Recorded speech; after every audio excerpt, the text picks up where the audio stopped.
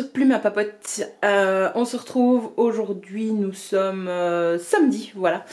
Samedi matin, la journée vient de bien commencer avec un bon petit déjeuner. Donc ça c'est chouette. Et en fait je vous retrouve pour un vlog lecture, comme vous avez pu le voir dans le titre. Parce que ce week-end, il y a un week-end à 1000 bonus qui n'était pas prévu dans le planning des week-ends à 1000, etc. Et qui a été rajouté vu la situation de confinement généralisé. Si vous ne savez toujours pas ce que c'est un week-end à 1000, en fait ça commence le vendredi 19 h, ça se termine le dimanche à minuit. Et le but du jeu c'est de lire 1000 pages, voilà. Tout simplement. Alors depuis le challenge il a enflé, il a pris de l'importance, il y a plein de gens qui participent, c'est super chouette. Et il y a des petites variantes également, là la semaine passée, où il y a déjà 15 jours je sais plus, il y a eu la semaine à lire, donc on se fixe un nombre de pages à lire sur une semaine et on doit les lire. Je l'ai totalement foiré. Donc c'est pour ça que je suis contente qu'il y ait ce week-end à 1000 bonus qui reviennent, ça fait longtemps que j'ai pas fait un week-end à 1000. Et là j'ai l'impression que j'ai toutes les chances de mon côté pour le réussir, sauf que on est samedi, ça devait commencer hier, et hier soir j'ai seulement commencé à lire vers 21 h, 21 h 30, et qu'est-ce que j'ai lu? Eh bien, j'ai lu Les Rois Maudits. Alors normalement vous savez ce que c'est parce que mon précédent vlog, que je vais vous mettre dans le petit i là je crois. Oui, c'est de ce côté-là.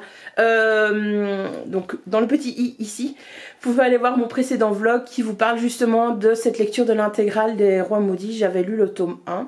Donc là, hier soir, j'ai commencé le tome 2 qui est toujours aussi chouette. Donc j'ai commencé à la page 200 plus ou moins.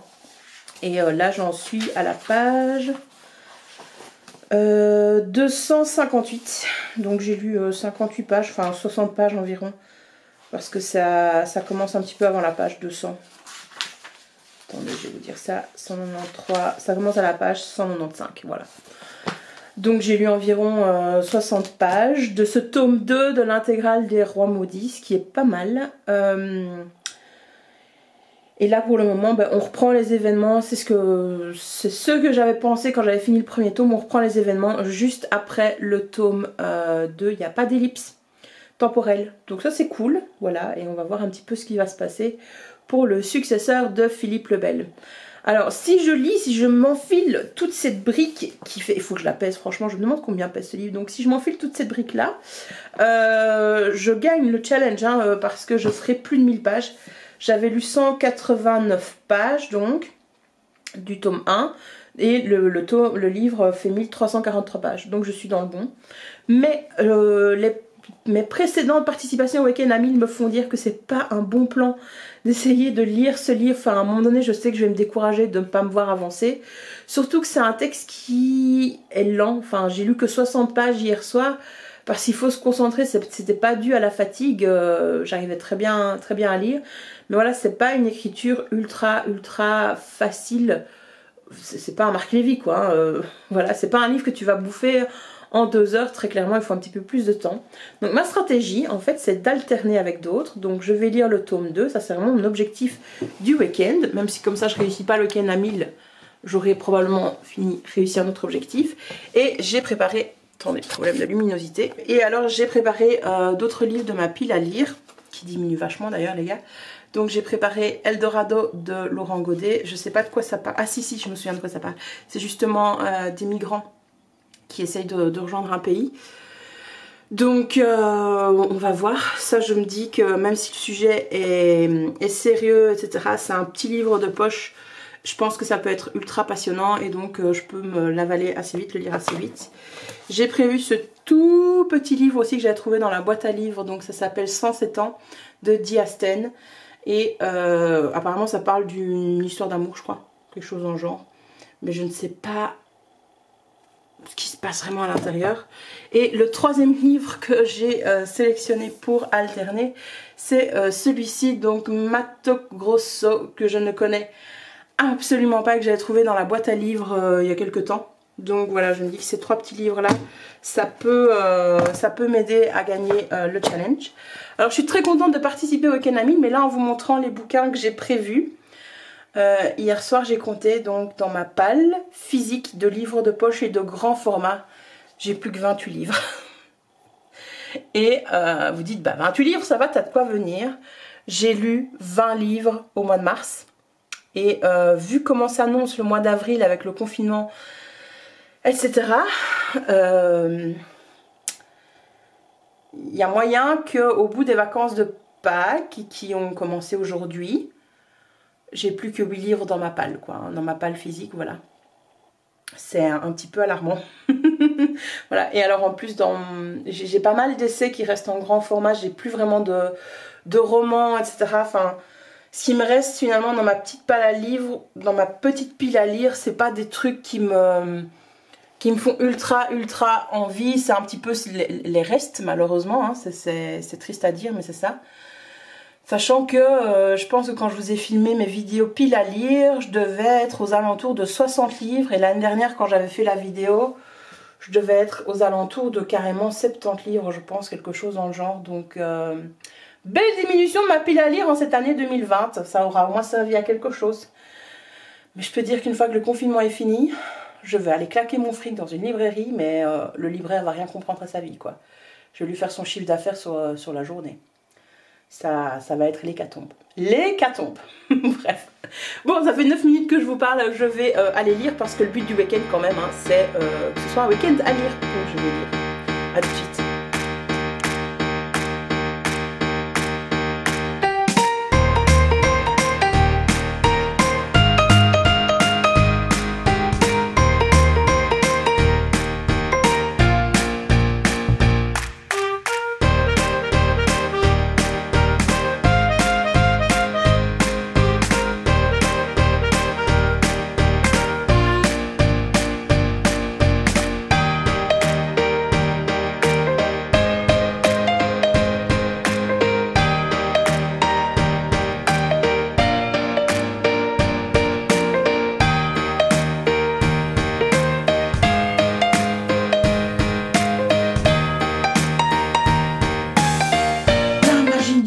Veut que je sois tout apprêtée.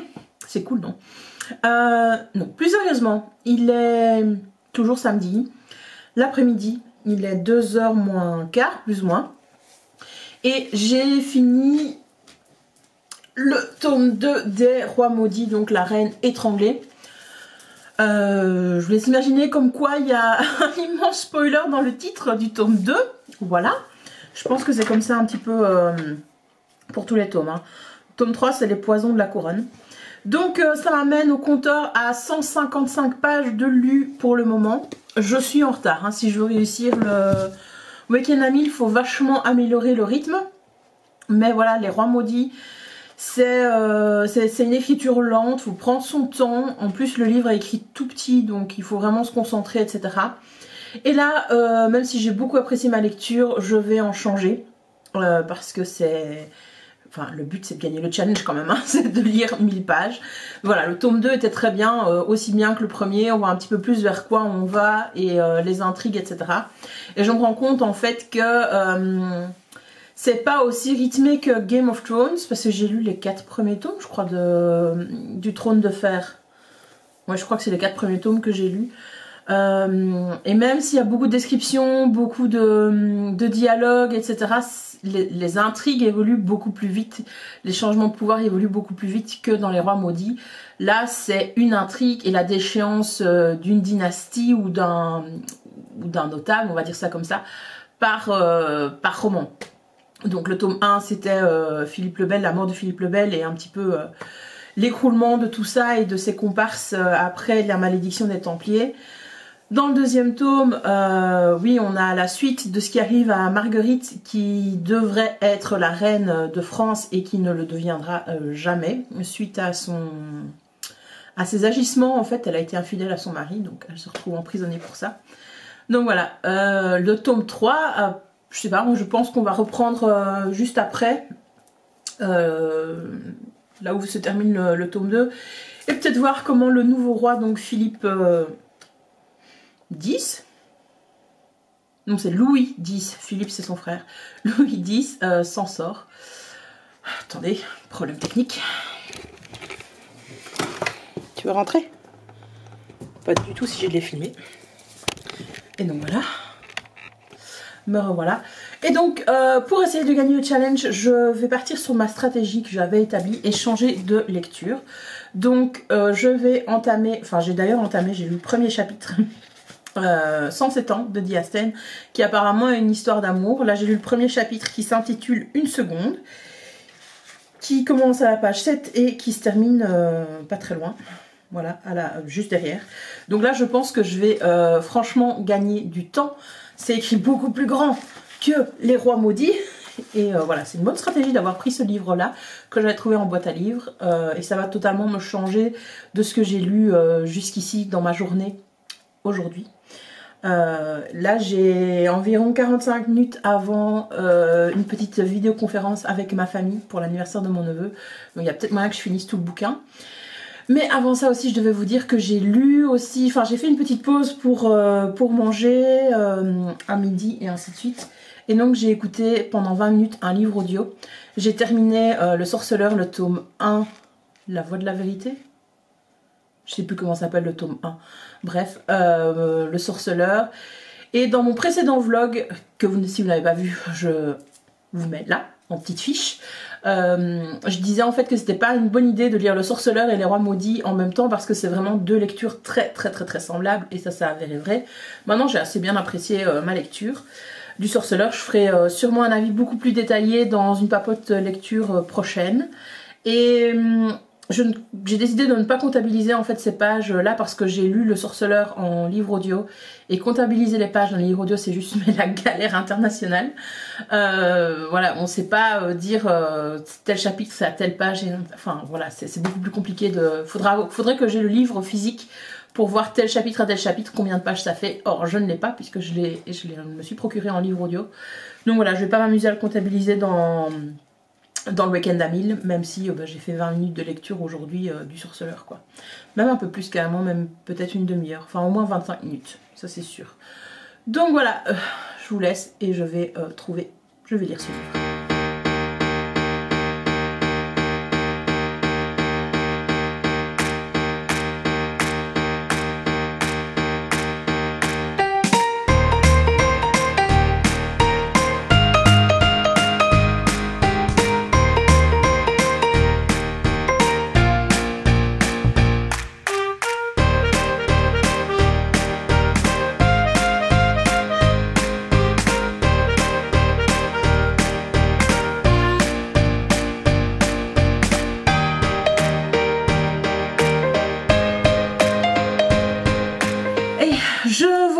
Alors qu'il est toujours samedi, mais il est 19h20 et en fait j'ai été coupée tout à l'heure au moment de vous faire une petite update sur mes lectures parce que j'avais plus de batterie tout simplement. Donc vous m'avez vu dans la séquence précédente lire ce livre sur ma terrasse, donc 107 ans de Diastème. Ça a été lu assez rapidement, je pense qu'en 2 heures l'affaire était faite, même si je ne l'ai pas lu aussi rapidement que ce que je pensais. Ouais, 2 heures, 2 heures et demie, parce que c'est écrit très grand et c'est 155 pages. Donc je m'étais dit ça va aller vite. Et oui, d'un côté ça va vite, mais d'un autre c'est quand même un récit qui se savoure un petit peu, qui nécessite de prendre son temps. Donc je ne savais pas du tout de quoi ça parlait au départ. En fait ici on a les pensées d'un jeune homme, Simon, qui... on a ses pensées directement après sa rupture en fait avec Juliette. C'est ça, c'est Juliette. Non, c'est Lucie, pardon, avec Lucie. Et donc, le premier chapitre, c'est 1 seconde après la rupture. Le chapitre suivant, c'est 1 minute, 1 mois, 1 an, et ainsi de suite. On sent... Enfin, au fur et à mesure du récit, on sait pourquoi la rupture a eu lieu, pourquoi ça a été consommé, cette rupture, et ce qui s'est passé. Et plus on avance dans le récit, plus on sent le drame arriver. Il n'y a rien à faire. Tu ressens l'urgence de la situation, l'urgence des sentiments de Simon et de ce qui se passe. Et donc c'est assez dramatique quand même comme lecture. C'est pas du tout une lecture légère. Maintenant j'ai assez apprécié. J'ai également assez apprécié parce qu'il y a beaucoup de références à Jane Austen dans ce livre. Parce que Jane Austen est l'autrice apparemment préférée de Lucie. Et donc Simon y fait assez souvent référence. Donc voilà, c'était une bonne petite lecture après le tome 2 des Rois Maudits, ça m'a un petit peu changé. Cet après-midi également, je vous ai pas filmé ça, mais on a fait un apéro, enfin apéro 1, un goûter d'anniversaire pour mon neveu avec ma famille parce que c'était son premier anniversaire et on n'a pas pu le fêter tous ensemble, malheureusement, confinement oblige. Donc voilà, on avait une petite vidéo et ça a été la galère pour se connecter, international. Moi, j'arrêtais pas de cliquer sur le lien pour se connecter à la vidéoconférence. J'avais pas de son, je comprenais pas pourquoi. Depuis, j'ai compris pourquoi, mais sur le moment même, j'étais tellement agacée, j'étais tellement triste, j'étais là, je dis mais je vais pas passer l'apéro avec eux, je vais pas passer ce goûter avec eux, je vais pas chanter bon anniversaire à mon neveu. Bref, c'est tout con hein, parce que lui il s'en souviendra pas de toute façon. C'était son premier anniversaire donc tu penses bien qu'il savait pas ce qui se passait hein, pour lui. On va pas se mentir. Et donc voilà, le problème technique, on a dû le résoudre autrement. Et puis quand c'était pas moi qui avait un problème de son, c'était quelqu'un d'autre. Même sur Messenger, sur la vidéo Messenger, le groupe Messenger qu'on avait créé, moi j'avais pas de son. Et ça, par contre, j'ai toujours pas compris pourquoi. Et quand il y a d'autres personnes qui se sont connectées, là ça a fonctionné de mon côté, mais pas pour ma soeur. Enfin bref, ça a été la galère, mais internationale quoi, pour avoir ce truc. Et donc voilà, après j'ai fini, après cet apéro j'ai fini le livre. J'ai discuté un petit peu avec mes voisins par-delà la haie et ainsi de suite, donc c'était une bonne petite journée. J'ai profité du soleil dehors et ainsi de suite. Et j'ai commencé donc ce livre-ci, mais je n'ai eu le temps que de lire un chapitre parce que je regardais un petit peu la télé. Voilà, et donc oui je sais, je suis en week-end à 1000 mais je perds du temps à autre chose quoi. Donc je suis à la page 23, donc ça veut dire que je suis à 343 pages. Autant vous dire que le week-end à 1000 ça s'annonce vachement compromis. On est samedi soir, j'ai lu 343 pages, donc 350 pages, arrondissons, on n'est plus à ça près. C'est compromis. Bon, idéalement en fait il faudrait que je finisse celui-ci aujourd'hui. Ce qui me semble un peu délicat parce que même si ça va aller plus vite, je pense, comme lecture, qu'un tome des Rois Maudits, que le 3e tome des Rois Maudits, voilà, c'est quand même pas piqué des vers, c'est quand même écrit petit comme livre de poche. Et je savais pas du tout de quoi ça allait parler, mais apparemment c'est un thriller. Donc l'avantage, c'est que vu que c'est un thriller, ça risque d'être un page turner et que je tourne vite les pages. On va dire ça comme ça. On va croiser les doigts en tout cas pour réussir ce week-end à 1000. Mais je n'y crois pas trop. J'y crois vraiment pas trop. Enfin voilà, écoutez, je vais y retourner hein, parce que j'ai pas beaucoup avancé cet après-midi, je trouve. Enfin aujourd'hui, quoique si comparé à hier où j'avais lu 50 pages, le compteur a 310 pages, donc si c'est pas trop mal. Allez. On va pas abandonner, on va essayer de faire de son mieux pour ce week-end à 1000 et dès que j'ai avancé dans ma lecture ici, je vous en parle un petit peu plus. Et on est dimanche matin, il est 10h32, la matinée est déjà bien avancée. J'ai commencé ce matin tout doucement, voilà, comme un bon dimanche matin ensoleillé, c'est chouette. Avec un petit peu de lecture donc de Mato Grosso. Je suis arrivée à la page 130. Hier j'avais été jusqu'à la page 118 hier soir. Je vous en avais pas parlé, j'avais été directement dormir. C'est une lecture qui m'a tout de suite enthousiasmée, très honnêtement. J'ai beaucoup aimé le début. Où on se rend compte en fait qu'un auteur français revient au Brésil en avril 2006, donc 30 ans après son départ, parce qu'il est déjà venu au Brésil auparavant. Et il retrouve des gens d'il y a 30 ans qu'il a mis en scène dans un de ses romans. Et dans ce roman, justement, il avoue avoir tué l'amant de sa maîtresse, si vous suivez bien. Et donc, tu dis, ouais, c'est fantastique. Enfin, tu sais directement où tu vas, mais j'avais trouvé l'idée particulièrement intéressante. Et comme il retrouve l'enquêteur qui avait enquêté sur le crime à la base et qui n'avait jamais pu l'inculper, cet enquêteur va un petit peu le faire chanter. Enfin, la rencontre est quand même particulièrement difficile et il l'oblige à lire le roman qu'il a écrit de vive voix. Et donc à un moment donné, après la page 43, donc à la page 44, vous avez ce roman dans le roman. Donc je trouvais le principe vraiment chouette. Puis en fait en lisant le roman du gars, donc je suis à ça. Hier soir j'arrivais pas à me concentrer, je pensais à d'autres trucs, pourtant la lecture aurait pu être intéressante, mais je me suis totalement désintéressée du truc, du meurtre, de savoir... c'est peut-être parce qu'on en révèle beaucoup trop on sait qui est mort, comment il est mort directement, etc. Enfin bref, voilà, j'ai finalement un peu de mal avec ce roman qui pourtant s'annonçait très bien. Donc c'est pour ça que j'ai pas beaucoup lu encore ce matin, même si je me suis levée tôt. Et à la place, j'ai été faire un petit peu un tour sur YouTube et je suis la chaîne de la Family Cost.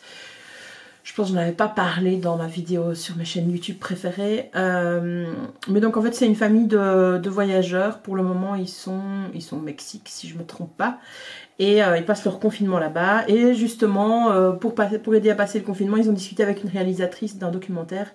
Et ils ont mis en accès libre pendant 48 heures un documentaire qui s'appelle Être et devenir. Et c'est ça que j'ai regardé ce matin. Donc ok. Ça a duré 1h45, mais voilà, je suis censée vous parler de mes lectures, mais ce documentaire m'a fortement impressionnée. Il me laisse une très bonne impression de positif, de positivité, de douceur, de questionnement aussi pour le futur, puisque c'est un documentaire sur l'école à la maison, en fait, et l'absence de programme, le fait de suivre vraiment le développement de l'enfant et de répondre à ses questions quand il en a et quand il a envie de faire certains apprentissages. Voilà, c'était vraiment très chouette comme documentaire. Si vous avez l'occasion de le voir, je vous le conseille fortement. Et donc, le programme pour la suite de la journée, déjà, c'est aller m'habiller, pas traîner en pyjama tout mon dimanche. Surtout qu'il va faire magnifique. Ils annoncent 19 degrés, je pense, aujourd'hui. Donc là, il a l'air de faire extrêmement beau dehors. Et je pense que je vais aller essayer de lire ce bouquin sur la terrasse. En attendant, voilà, j'ai décidé ce week-end que je faisais rien, mis à part lire. Prendre le temps. Voilà, ça fait du bien. Et juste faire des choses oui, dont j'ai envie, sans m'obliger, sans me forcer. Donc c'est ça qui est chouette. Voilà. Je vous tiens au courant pour la suite de ma lecture. J'espère quand même que je vais retrouver l'envie et ce que j'avais autant apprécié au début du bouquin dans Mato Grosso. Parce que là, ça fait un peu flop pour le moment. Je suis au milieu du livre et j'étais là en train de me dire, est-ce que je l'abandonnerais pas tout simplement? Ce qui est dommage. Et je pense qu'en fait, je n'aime tout simplement pas le personnage principal qui est l'auteur assassin qui a tué l'amant de sa maîtresse. Enfin voilà, c'est pas un personnage très sympathique, hein, on va dire ça comme ça. Mais voilà, je me dis c'est peut-être un peu dommage de lâcher ce thriller à la moitié, juste à cause d'un personnage. Et il y a certainement des choses encore qui vont être dévoilées parce que sinon l'intrigue est un petit peu trop simple. Voilà, on va voir. Je vais voir. Je vous tiens au courant de toute façon. Hein. Allez, à tout de suite.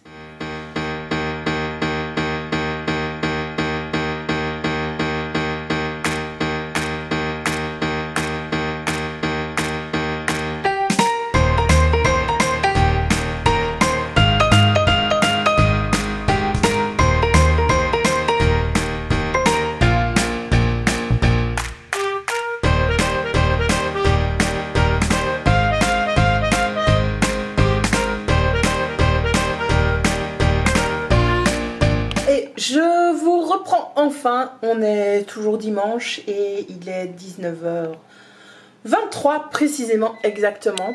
Je suis arrivée à la page 300 de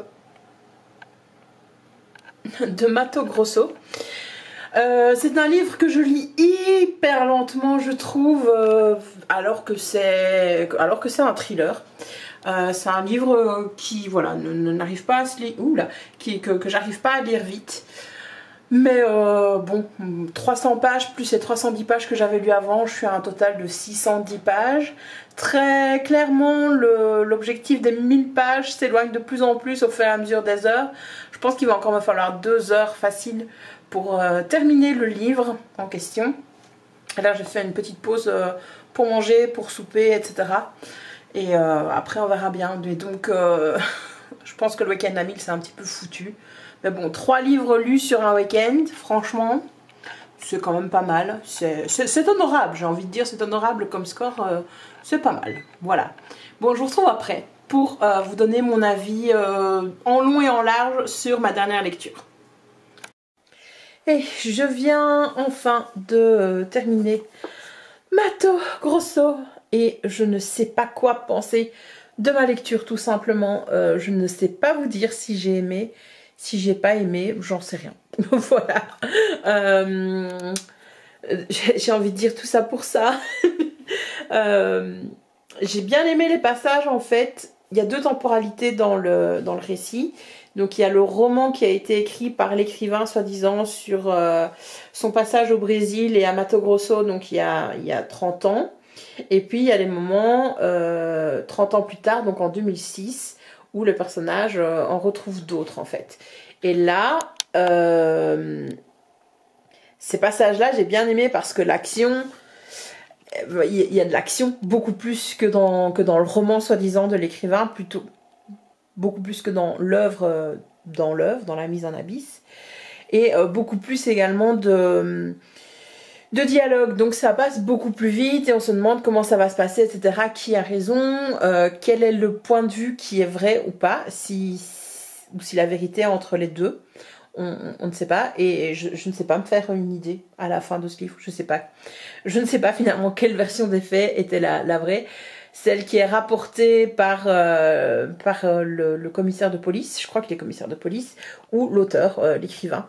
Voilà. C'est une histoire d'amour qui tourne mal, en fait, une histoire de manipulation. Voilà, je suis contente de l'avoir lu. Je pense que j'essaierai de lire d'autres œuvres de cet auteur, de Yann Manouk, parce qu'apparemment ça a l'air pas mal. Le premier roman qu'il a fait, Yerul Delger, je sais pas comment ça se prononce, mais pour celui-ci, voilà, c'est un bilan assez mitigé et j'ai vraiment eu l'impression de me traîner ce livre depuis hier. Voilà, ça a été vraiment un petit peu la galère du week-end à 1000, alors que ma stratégie était au point. Mais donc, ce livre faisait 360 pages, je pense. J'avais lu 310 pages avant. Ouais, c'est ça, 360 pages plus 310, donc je suis à 670 pages, ce qui fait qu'en fait, en 230 pages, je pourrais être au week-end à 1000 en fait. Je pensais que j'avais plus encore à lire.